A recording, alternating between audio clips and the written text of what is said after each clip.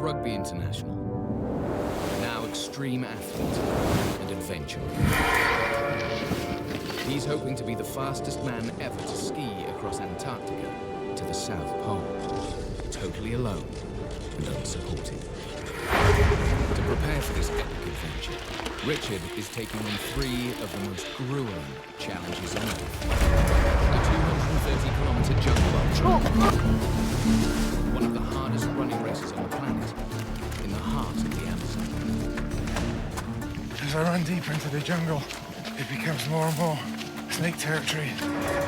Then there's the brutal, a non-stop ultra triathlon. Trying to get through 52 miles after 20 hours on a bike. Still shell-shocked by it all, really. And now he's starting in one of the world's toughest mountain places, in the mighty Himalayas. Each one of them, I am so far out of my comfort zone. I'm sort of scared, but sort of excited. Richard Parkes is going to risk his life on this heroic adventure that will push him to the very limit.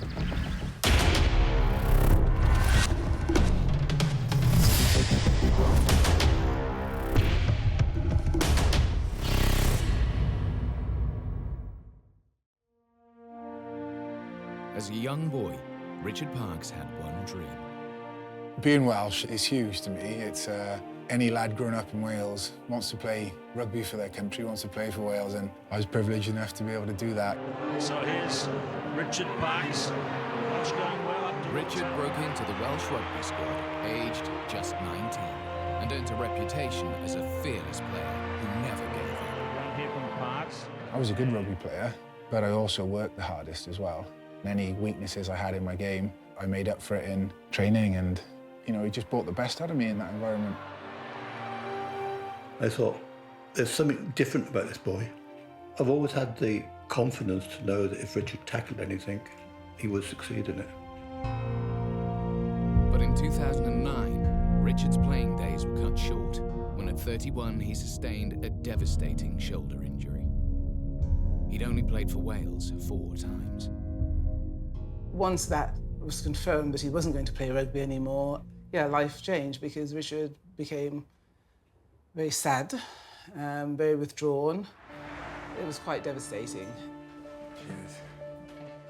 I was, deeply depressed, angry, frustrated, bitter.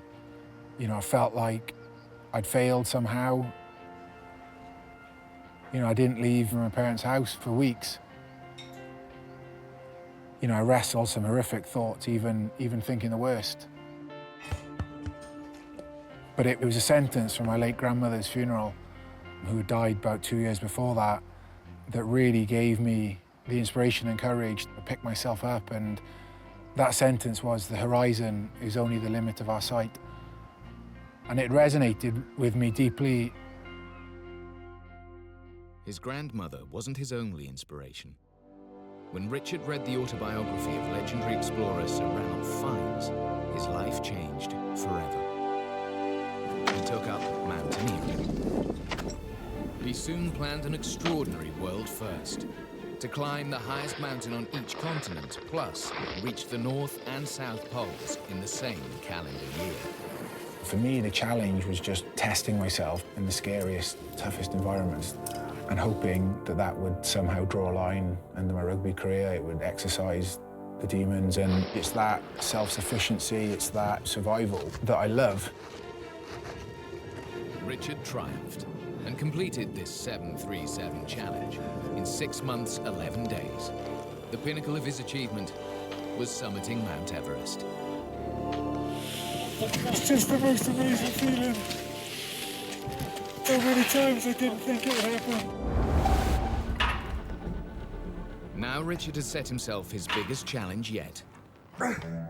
Project X in 8 months' time. So called to keep his plans under wraps from rival adventurers. He's planning a record-breaking solo crossing of Antarctica to the South Pole, where he'll be totally alone and unsupported.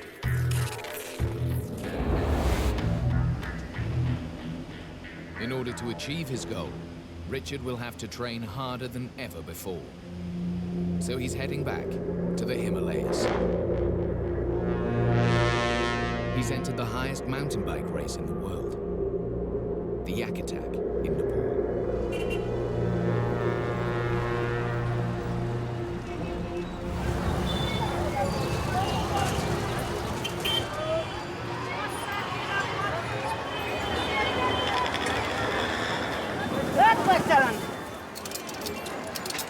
It's awesome to be back in the crazy Kathmandu, although here for very different reasons this time, on two wheels instead of crampons and ice axe. But Nepal holds a special place to me, and the Himalayas especially, so yeah, it's really cool to be back.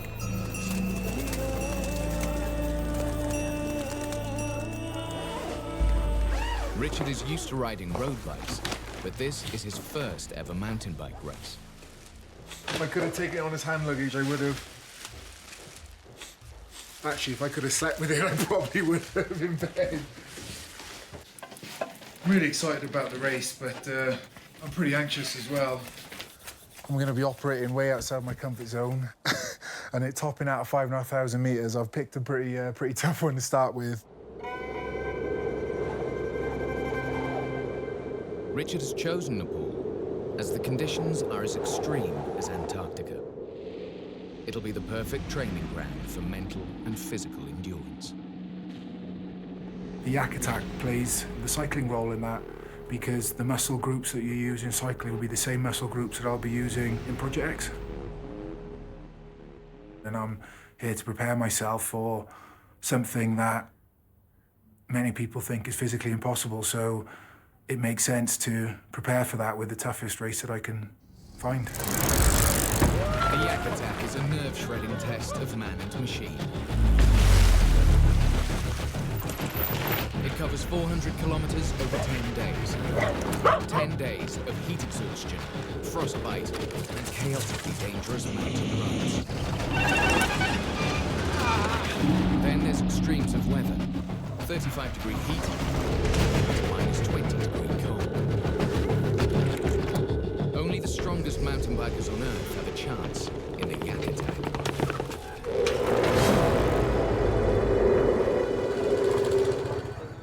So, welcome to the 7th North Face Yak Attack.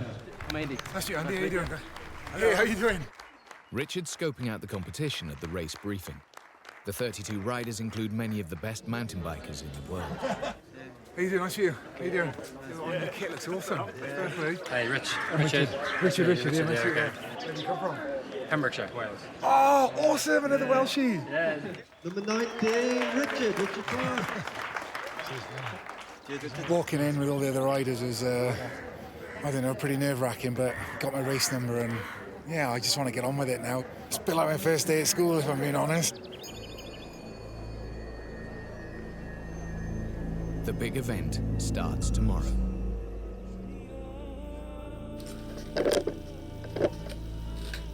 I'm nervous. I feel a lot of expectation on my shoulders. I guess people might be expecting a bit of a performance, and I don't want to let anyone down.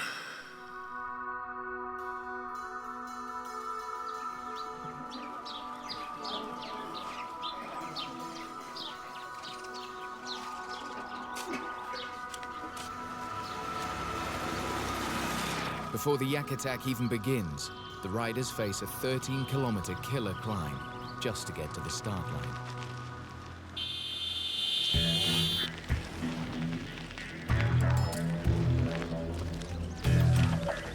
And it's already over 30 degrees centigrade.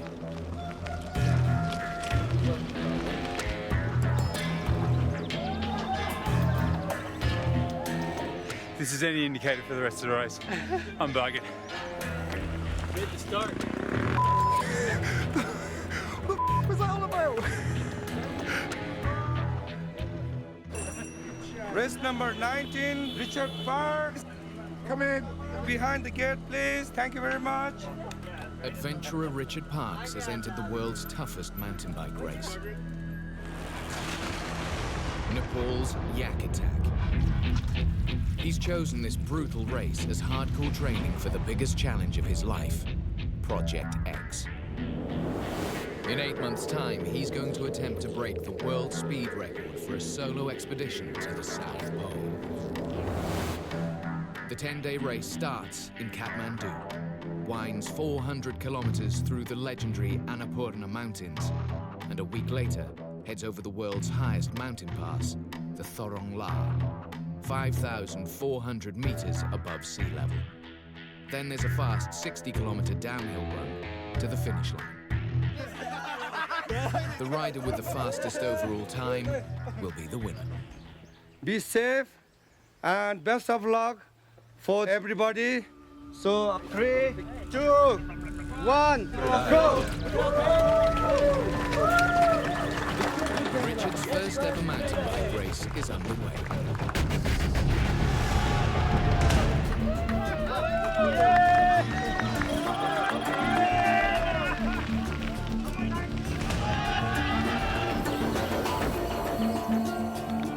As the field spreads out, it looks like smooth going. But this is the Yak Attack on some of the world's most dangerous roads. And after just a couple of kilometers, it's nearly all over for Richard. UK! Woo! That's insane.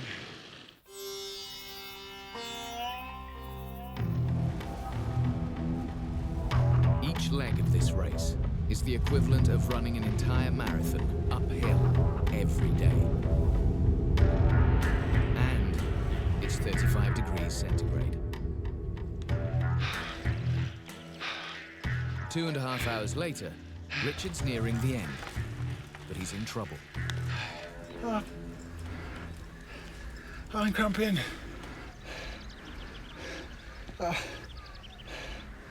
Oh man, my legs are empty.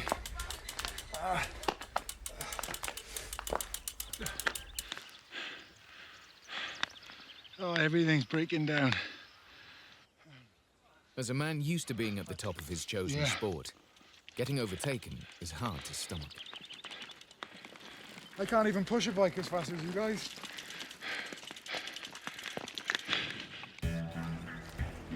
He's also spent most of the race on his own. Namaste. Namaste. Thank you.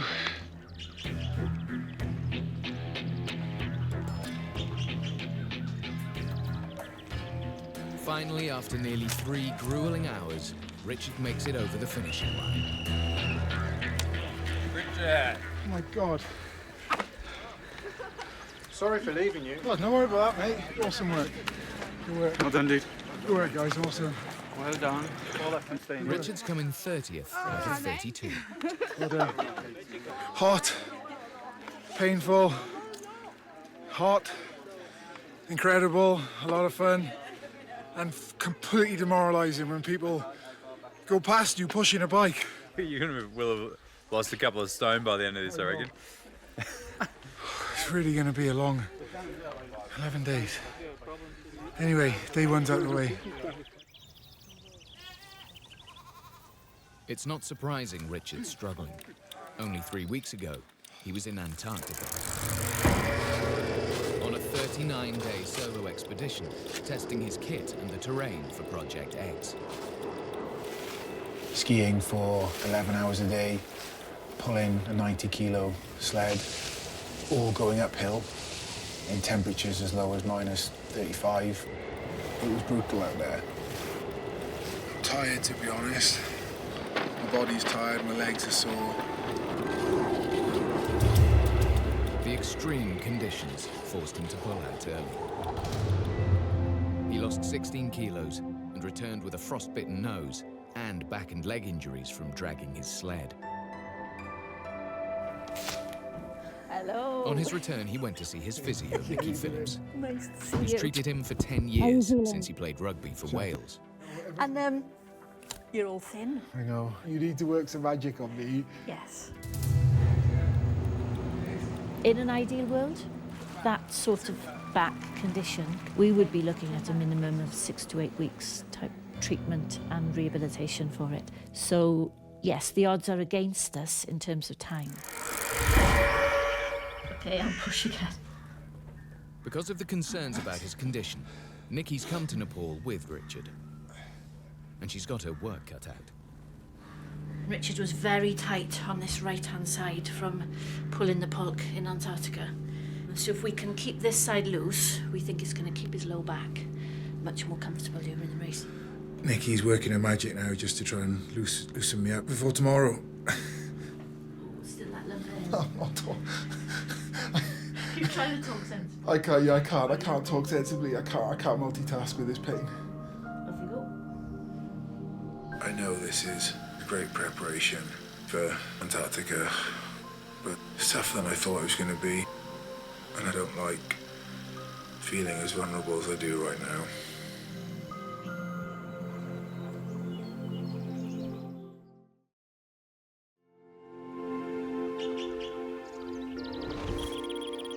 Three, 2, 1, go! Oh, yeah! Stage 2, the Yak Attack, and it's insanely hot. 35 degrees again. Not the best morning to be starting the race with an evil 10-kilometre climb. Within an hour, the strains of Richard's Antarctic training expedition are taking their toll again.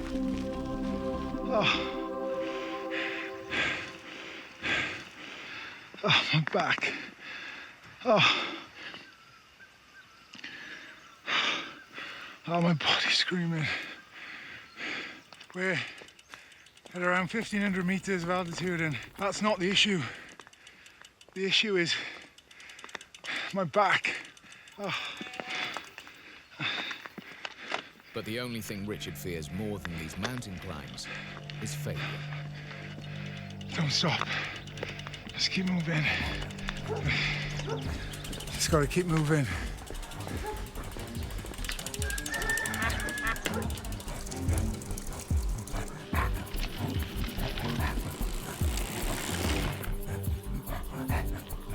Now Nepal's roads start to make things even harder. Oh, shit.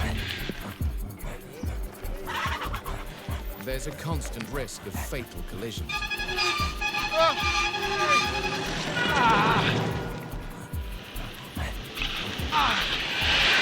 Some of these roads are like the bloody M4 motorway. Whoa!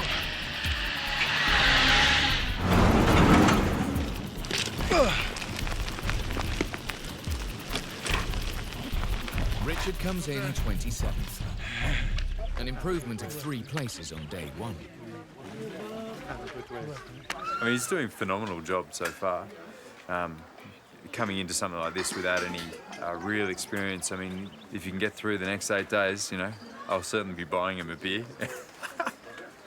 You got to wait about an hour after the race before it sinks in that, you know, you haven't died, and that there's hope for tomorrow. I reckon it's just tough on your mind, your nerves, your body. The ups are hard, the downs are even harder sometimes. Brutal. Guys who want to do well need to be riding sort of 800 k's a week. That's a lot. So there's no shortcuts to being a strong cyclist. Richard did try training 3 weeks ago when he got back from his demanding research expedition in Antarctica. He headed for the hills of the Peak District, but lasted 20 minutes before his body gave way.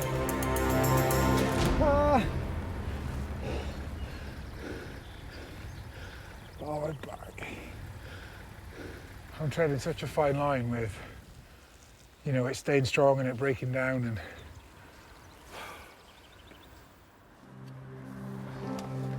throughout his career as an athlete, he has always suffered injury and pain. It's part and parcel, but I think he's sort of below 0 now. So every blow he takes is really, you know, taking its toll. I just need to magic 3 more weeks. I know. It's just a minor setback, though. Just try not to worry. I worry that if he pushes himself too far, he might push his body to a place where it really does struggle to recover. That's what I worry about.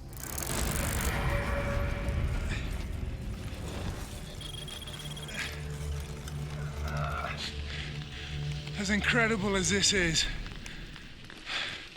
as much as I love Nepal, I'm sick of being on my own. I've spent the last 5 weeks in Antarctica on my own, away from my family, my girlfriend, my dog, my mates. Now, I entered a race to sit at the back on my own. It sucks.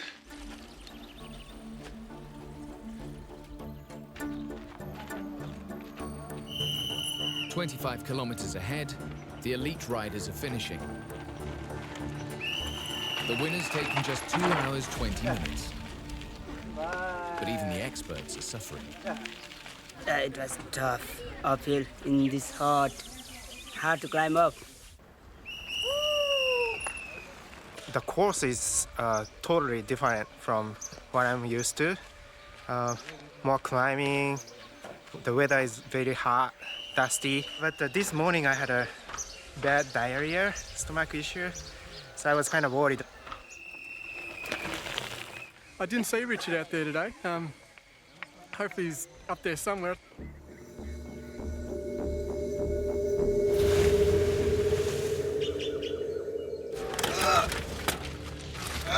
Oh!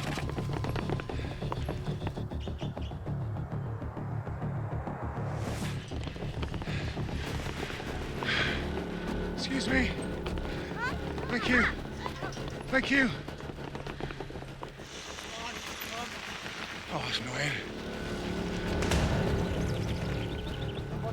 2 hours later, Richard finishes in 29th place, dropping 2 places on yesterday. That was a horrific day, that was. It was 4 hours of agony interspersed with a few moments of, well, a few moments of some of the most amazing views I've ever seen. Mostly hell.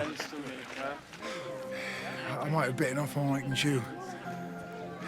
He's somebody who's used to winning, and no matter how much we say how much he's achieving just by finishing the legs and being part of it, and it's a development thing for the next project, he still has that competitive bit in him and doesn't like the fact that people are passing him.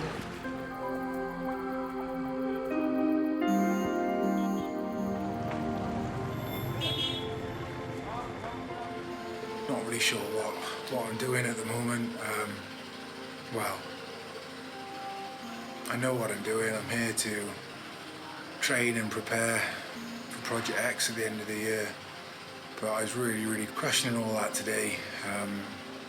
Just slogging it out in a world of pain. And relax. I've not really been here before, if I'm being honest.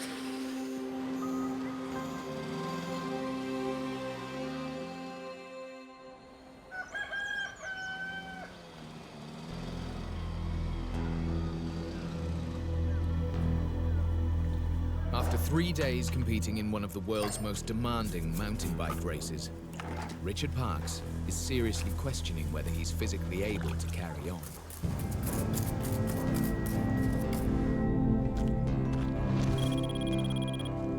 Some of the riders are already lining up.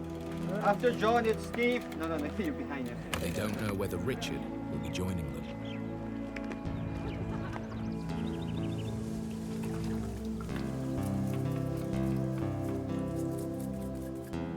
But Richard is not the kind of guy who normally bails out. Rich will always be hard on himself, and I think that's one of the things that drives him. He will not let himself be mediocre. Sheer determination will get him through pain, injury, difficult altitude, anything like that, because he wants to try and do what nobody else has done. So he's going to go hard. He's going to go hard. He won't disappoint. So after a lot of soul searching, Richard's back on the bike. You know, the last thing I want to do is admit that I'm feeling crap and vulnerable and maybe want to pull the plug. He keeps grinding out the kilometers.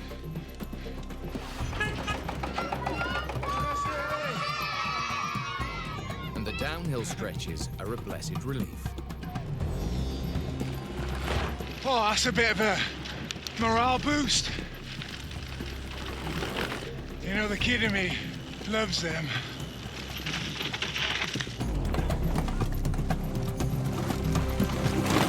But this is Nepal, where potentially lethal hazards lie around every corner.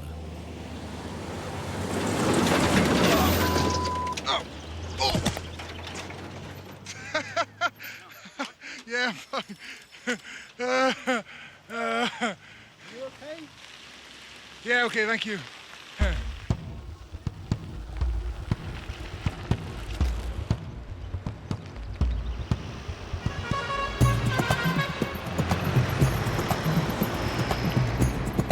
Despite a strong performance, Richard still slipped back again in the rankings. He's now 30th out of 32. We can rebuild you. Yeah, you've done it a few times, fair play. Nicky's not only my mechanic, but Nicky's turned into my personal psychologist as well. But I will get through this. You will get through it. It's better than the first day, wasn't it? Yeah. That was my game plan. Just have the worst day possible and then it can only get better. It is. It's got to be up from here. Well, literally, isn't it? Really? Yeah, Not going literally. up. Oh, it was a long day today. But Richard's about to get a lucky break. Later that night, there are rumours of anti-government demonstrations planned for the area. So it's decided that stage 5 of the race should be cancelled.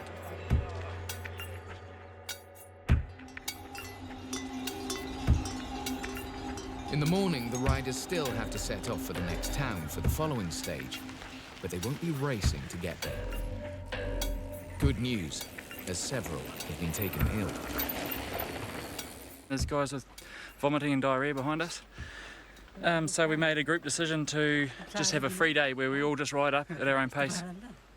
It doesn't make a lot of difference for us guys at the back, though, whether it's a group ride with the faster guys or racing, because I'm still going almost the same speed anyway. It's just I got more people to talk to today. How you feeling, big guy? Oh, mate, nice to have some company. I've been on my own for the best part of 5 weeks in Antarctica. I'm grateful for a wheel to follow for once. It's awesome. A day just not to push it quite as hard is certainly a blessing for me. We've still got 1,600 metres of vertical ascent, still 37 kilometres on rough roads in really, really hot sun. So it's still a tough day. It's just I'm not blowing out of every orifice, just half my orifices today. Richard's riding high, but the Yak Attack has taken its first casualty. Pro rider Yuki Ikeda's stomach bug has forced him out of the race.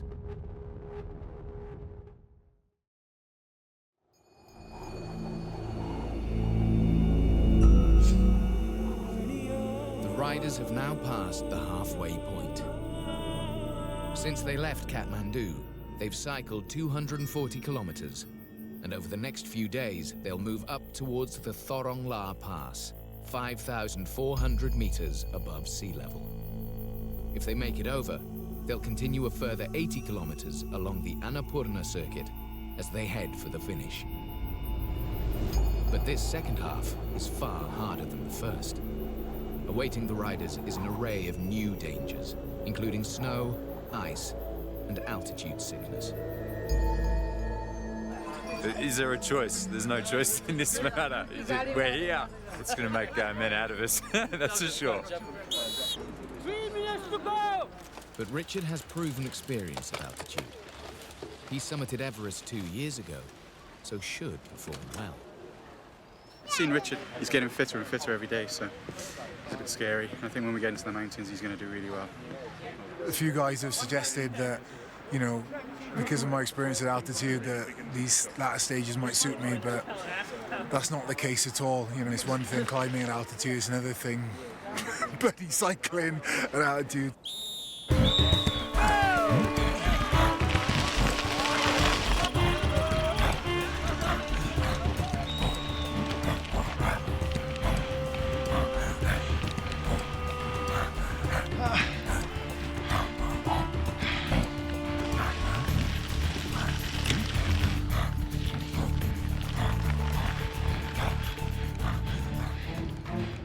riders past 2,500 meters, the difference between riding here and at sea level is huge. The amount of oxygen entering the blood diminishes with each pedal. It makes breathing that much harder. Oh, struggling to get air in as we gain in altitude.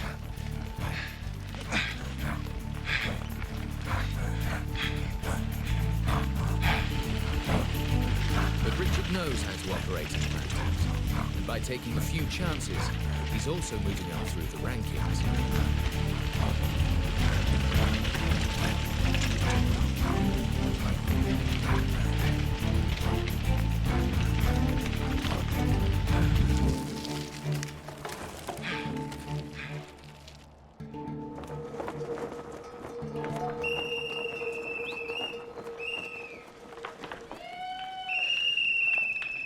Richard finishes the highest stage in his best position yet, 25th. Huh? Hey Nick, how you doing? Good one, wasn't it? Yeah, it was actually. Much better today. Yeah, I felt better. I actually had something. I had something in there, yeah. That's good. It's more like the old Richard. He's just getting stronger every day now, so it's good.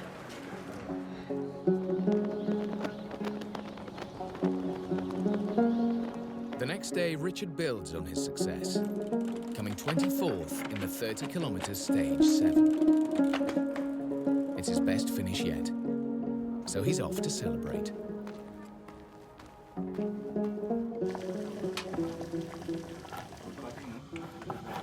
A few of the Nepalese lads brought me in here, a local Nepalese restaurant, to sample some dried yak meat fried with chili, which is called sukati. Dhanyavad. You know, it's great food and it's a good source of protein. Every day I seem to get a little stronger. You know, that's down to, I think, my experience of working at altitude and working in these environments, and the incredible work of Nikki, you know, my physio, who's been awesome. Richard may have had a good day, but fellow Brit Neil Cotton hasn't been so lucky. He swerved to avoid some hikers and crashed into a wall, dislocating his shoulder. Oh, that hurts. And more painful is the decision that he's out of the race.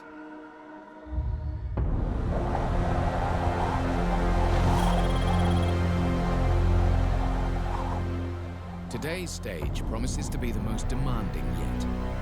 A brutal slog up to 4,500 meters above sea level. With extreme altitude comes a massive drop in temperature to as low as 20 below freezing. This brings with it a real risk of one of Richard's biggest fears. His 2011 Everest success came at a terrible cost. He was hit by frostbite. Being told that I might actually lose my toe is... I just don't know. I just don't know what to say.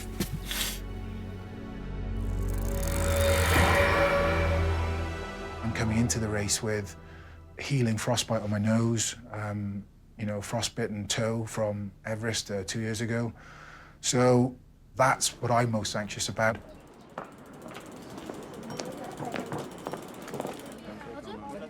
The locals know the hazards of the high Himalayas only too well, so send the riders off with a traditional blessing. All the best. Thank you. Are you going for best timing? No, just want to get through it. All right. The ceremony has special resonance for Richard. Richard becoming an adventurer, the risks are 100-fold. You're out there really relying on Mother Nature and the will of God. And he does believe, he's a firm believer. I think that helps and carries Richard through.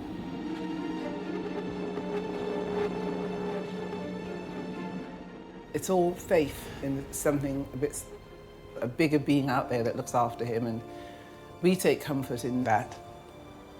And he knows how much we love him, and I know he loves us, so that's the foundation for everything, really. Just Don't have anything in my legs. These brutal conditions are certainly proving to be the endurance training Richard sought for his Antarctic challenge.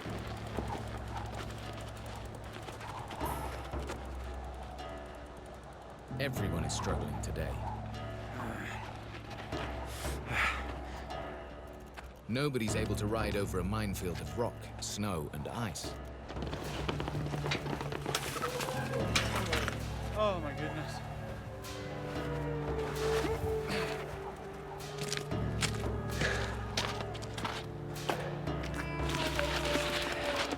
Every stage has had its tough moments, but this one, ooh, this altitude is killing me. Whew. Just got no energy.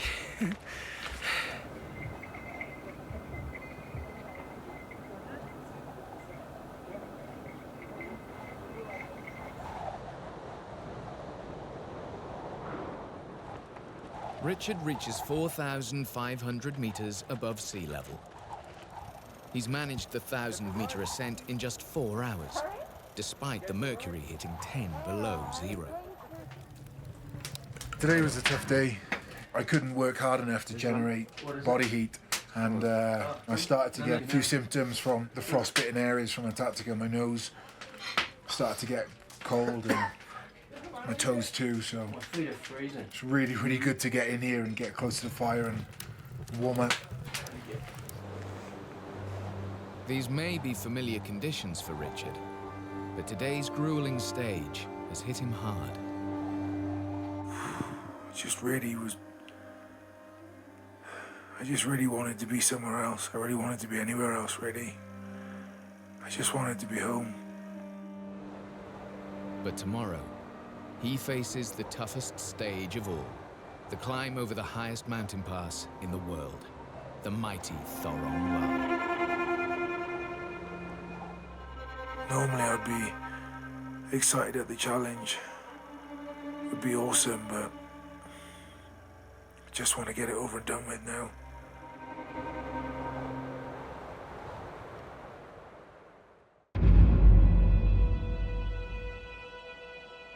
Number 19! 20! The Yak Attack riders are about to cross the world's highest mountain pass. A big snowstorm overnight has created massive drifts, so cycling is impossible. The riders will have to carry their bikes again, all the way to the top. And it's 20 degrees below freezing. Richard's dreading today. I'm pretty familiar to an early summit start. I've never had a bike strapped to my back before though, so.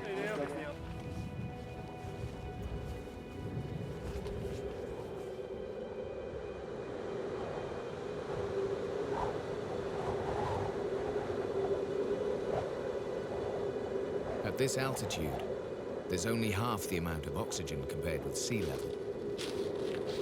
So every step is agony.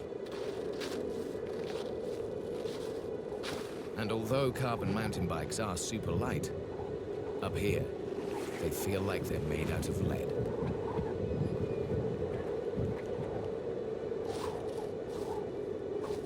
Even Richard is forced to take it slow and steady.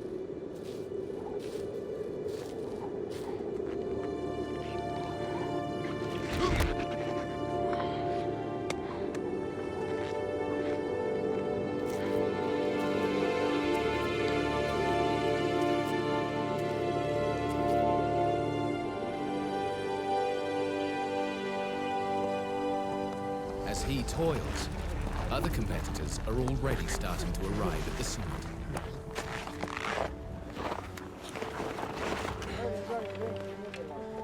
Hardest thing ever done. You just got to dig deep, you know? Dig as deep and as low as you can go. You don't know if the throbbing in your head's from the lack of water or just the altitude. I feel dead and alive in equal measures. It's totally knackered, but so high, so being on top of the world is brilliant.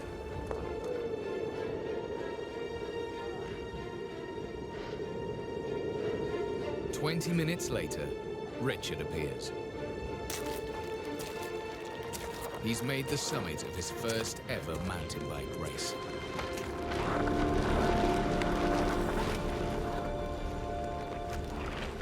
Yeah, wow. I can say that's the first for me. Climbing 5,500 metres with a bloody bike strapped to my back. I had a few arguments with her, but we got here. What a beautiful day. It's just bloody hard work and stubbornness and one foot in front of the other. But when you get to places like this, it's worth every second of it. Every second. Every second.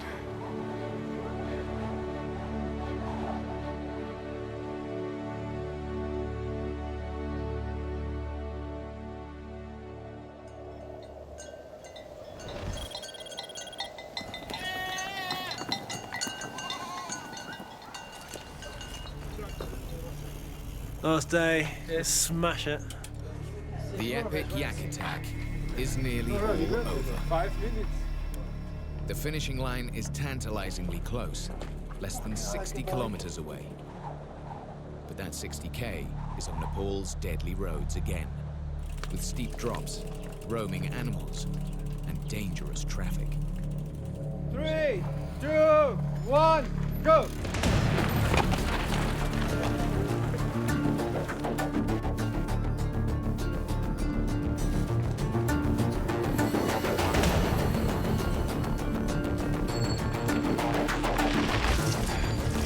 I know I'm not, up there racing Nepalese guys at the front, but I don't want to finish the race with a crap day.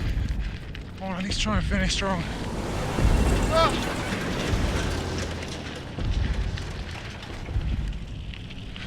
What's up, guys? Pete's left us. Oh, shit. Aussie Pete McCutcheon has collided with a truck, and a metal bar has hit him full in the face. He's had a lucky escape. He could easily have been decapitated. You look after yourself, right, mate? Yeah. Cheers, Steve. No, it's Rich.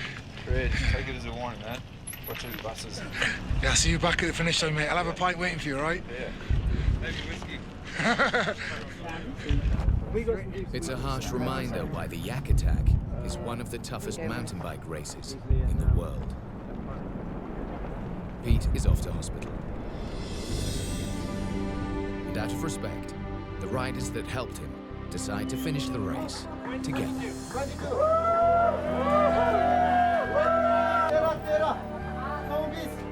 After 10 days and 400 grueling kilometers, Richard finishes his first ever mountain bike race.